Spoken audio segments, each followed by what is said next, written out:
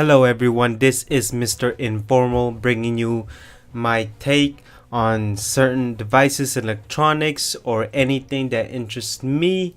So I want to talk about it. So this past week, Apple has announced the iPhone X, celebrating their 10th iPhone X, means 10 in Roman numerals for those who don't know, and for those whose educational system is basically decreasing and are not allowing kids to actually learn something.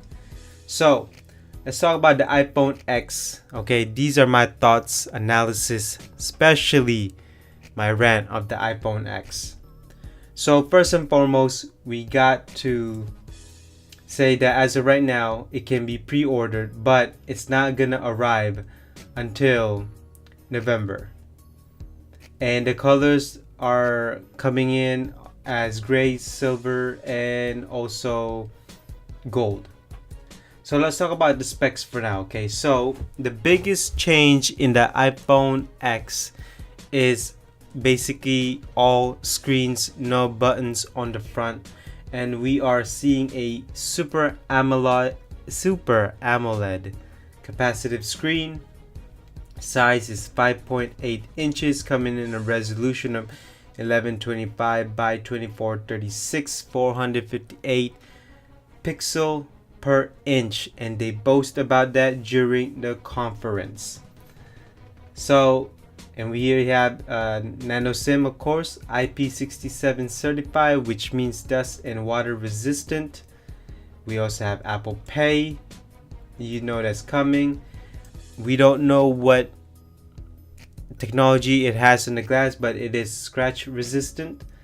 It also has a Dolby Vision HDR10 compliant 3D touch display.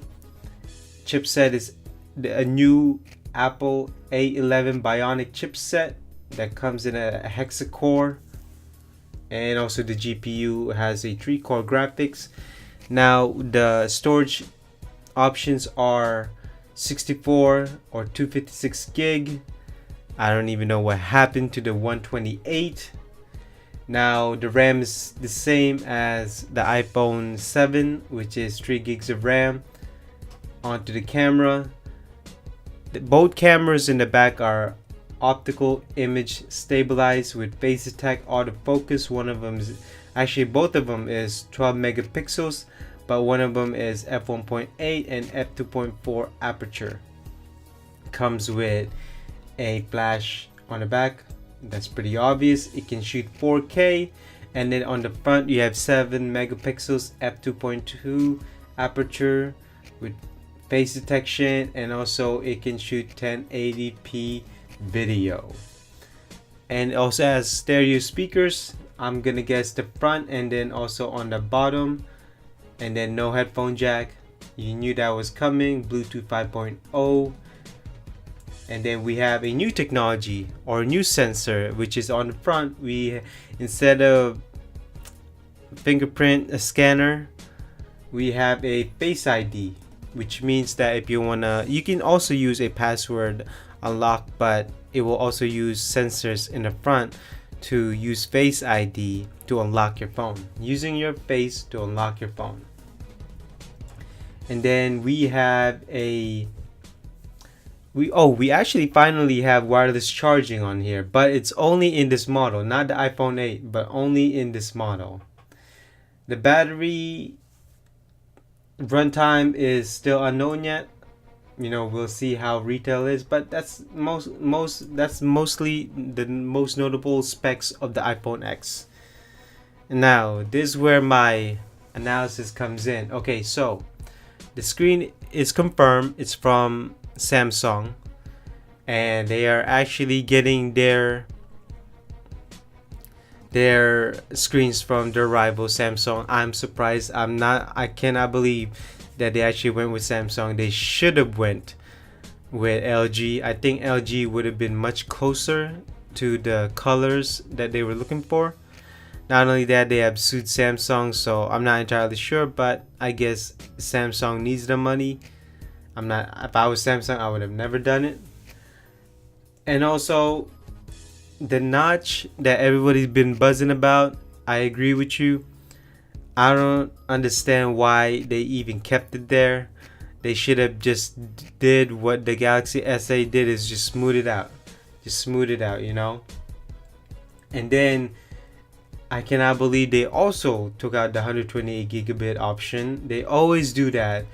I seriously cannot understand why they keep doing this. Other than just making money, obviously. And there's also wireless charging now, which is great. But there's what I cannot believe. Now that Apple has fast charging, they will absolutely becoming common now. And the thing about the iPhone X to me is that, yes, it is the 10th iPhone. It's celebrating the original iPhone. And for Apple to call it X is quite, how should I explain this? It's quite funny. Because when it comes to numbering system, we're only on the 8. Obviously, they have the moniker of the S. But at the same time, you can see that they're skipping the 9. So what's gonna happen when the iPhone 9 comes out and then the next year after that there's an iPhone 10? Will it be called an iPhone 9, a 10, or 11? Or will the iPhone 10 will actually be phased out and will have the iPhone X? Apple is not calling it the X, they're calling it the 10 due to the Roman numeral monikers. And for such a thing to exist in this world, now that iPhone has 3 models, you have the iPhone 8, you have the iPhone 8 Plus, and you have this. So options are great, but at the same time, every option you have always sacrifice something. From the 8 to the 8 Plus, you're sacrificing handling.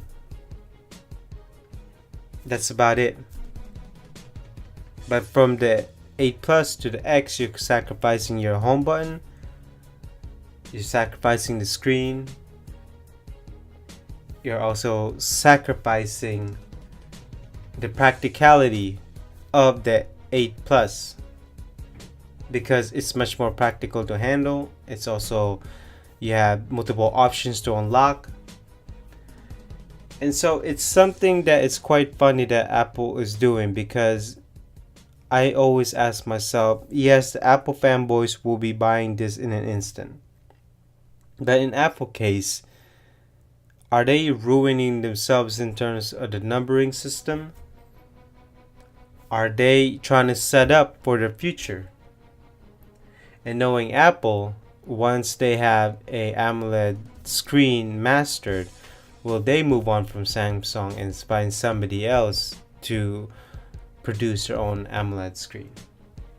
So as of right now, the Apple 10 is actually not released yet, but there have been pre-orders, millions and millions of pre-orders.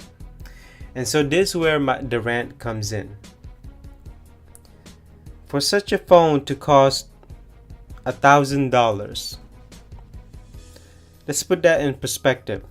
$1,000 can take you to any places in the world. Take a vacation. Experience is something that you cannot substitute, that you cannot replace. An experience is an experience, whether it be good or bad. But that is something that is irreplaceable. You cannot bring something back when it comes to experiences. Number 2, car down payment. $1,000 is a lot. $1,000 in different countries can take months, years to even save up. Not only that, especially on a down payment of a car, that's a big deal. Number 3, gonna go back to what I'm saying, is that savings. There's a lot of people out there who don't have the money to buy this right now. I know there's cheaper option, but let's imagine they want this iPhone 10. It could take somebody weeks, months, or even years, depending where you're from, different country of the world, to save up $1,000. Heck, if you go to China, it's even probably $1,200 or $1,300 for the cheapest one. We got number 4. It's the same cost as an Apple MacBook. You can even laptop. And a laptop can do more than this phone.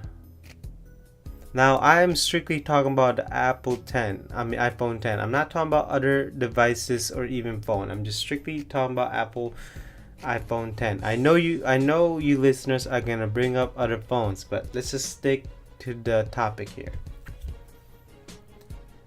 So I can go on and on and on and on about the prices here. But if you value this phone so much that you are willing to spend $1,000 over saving money for your future, over saving money for a new car, saving money for traveling, saving money just to save money, you have to ask yourself, is it worth having this phone over those things in your life? And Apple has an influence. If this suddenly becomes a seller, obviously other competitions and brands are also going to raise up their price. And so it's just going to go on and on. Another rant that I have is the wireless charging. Now, Starbucks had wireless charging. Wireless charging been here for a few years because of Samsung. Now that Apple has adopted it, suddenly every brand and manufacturer is going to make a wireless charging base docks, pads. Why does it take for an industry to suddenly become common that Apple have to step in and make it suddenly become common? I really don't understand why industry always have to follow Apple's suit here.